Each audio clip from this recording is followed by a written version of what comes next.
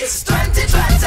All on the ready. Come on. Are you ready? I'm a cricket one time. It's 2020. From Antigua, our next stop is a mere 10-minute flight away to an island that's had to cope with the devastating force of nature.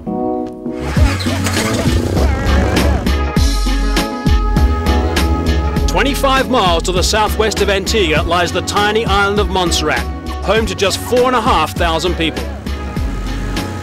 Welcome to Montserrat!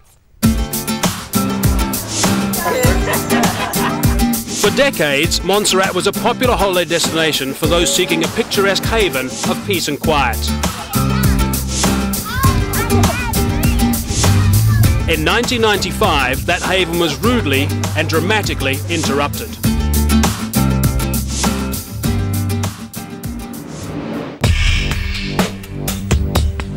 The deadliest eruption on this island for almost 400 years.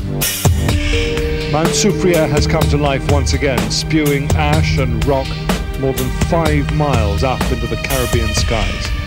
The very future of Montserrat as an inhabited island is now in the balance.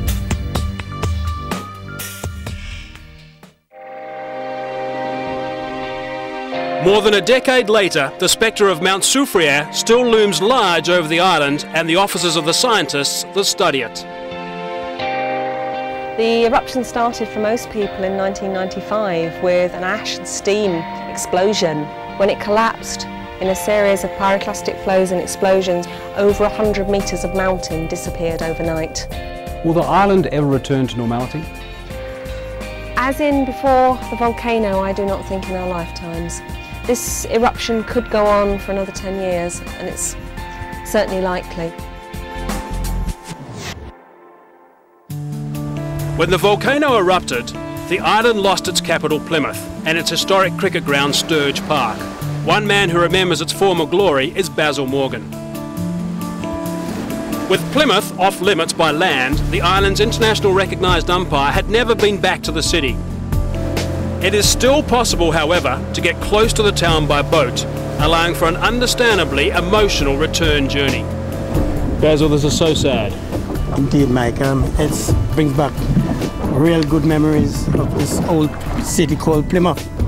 It's a sad day for me, and I mean to look at this. This is the first time I've been back inside here, and it's indeed a really sad day for me today.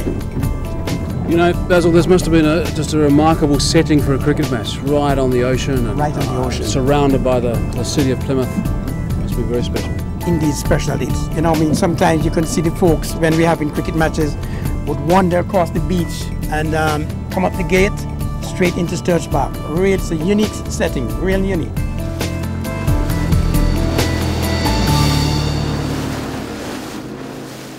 Well, good afternoon, listeners. It's good to be back at Stadium Park to witness cricket once again. Exciting 2020 cricket. And with the loss of 2/3 of the island, there is now only one usable cricket pitch at Salem Park.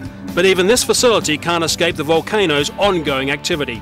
In most of the countries, games have been stopped because of rain or bad light.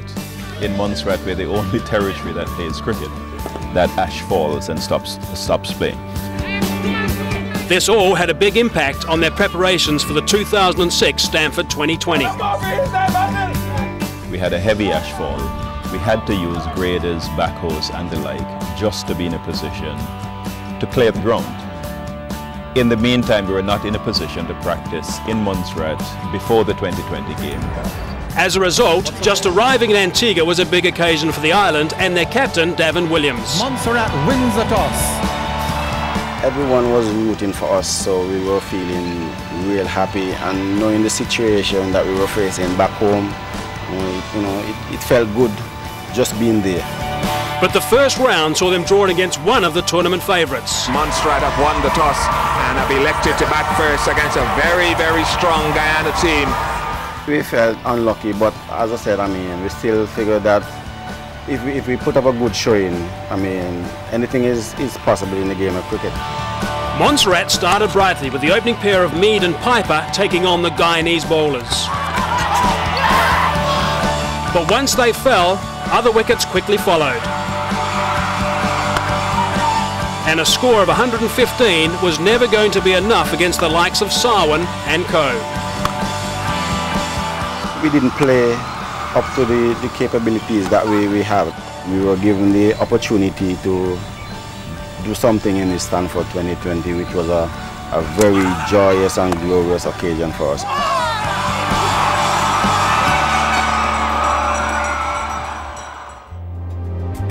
For 2008, Montserrat's prospects are looking much brighter on and off the pitch. They've identified a site in the north of the island which they can turn into a new cricket ground. This is long overdue. As you know, we lost Salem for about 2.5 years from a heavy ashfall, and we had no cricket in Montserrat for that period. The important thing about the volcano is that it threatens certain parts of Montserrat, but out here it's never threatened. The project wouldn't have been possible without the funding from Stanford 2020. Cricket Association has put in about 60,000 of Stanford's money on the pitch here. The government has done the excavations and the groundworks. And this facility, when finished, will allow us to at least continue playing cricket all year round. For us, it's our lifeline. We grew up with cricket. That was how the community was held together. And Montserrat would be Montserrat without cricket. As well as developing future facilities, Montserrat are making big efforts in developing their future cricketers. Under the guidance of coach Jeff Lane, a number of initiatives have been implemented to harness the island's young talent. I take care of the youth program, basically. I coach under 13, under 15 and under 19 teams. They're very keen, they're very excited in coming, they look forward for these sessions in the afternoon. So I try my best to, make them feel happy and, just teach them the basics, let them understand what it takes to, to develop into good cricketers. I want to just focus a bit on the under-15s because, I mean, that's been quite a success story, hasn't it? Very much so. We placed second in the just concluded tournament, and we had two of our players who actually made the Leeward Islands under-15 team. Once they keep working hard and they stick to the basics, train a lot, I think they definitely could go places. We want to build cricket, we want to keep cricket alive here in Montserrat and also in West Indies, because right now we're seeing West Indies is struggling, so, and it has to start here. It all bodes well for a more competitive outing in 2008. I believe that in 2008, Montserrat will go beyond the second round. We will not necessarily win the tournament, but definitely we will improve and we will be extremely competitive. And the island's youth will be cheering them all the way.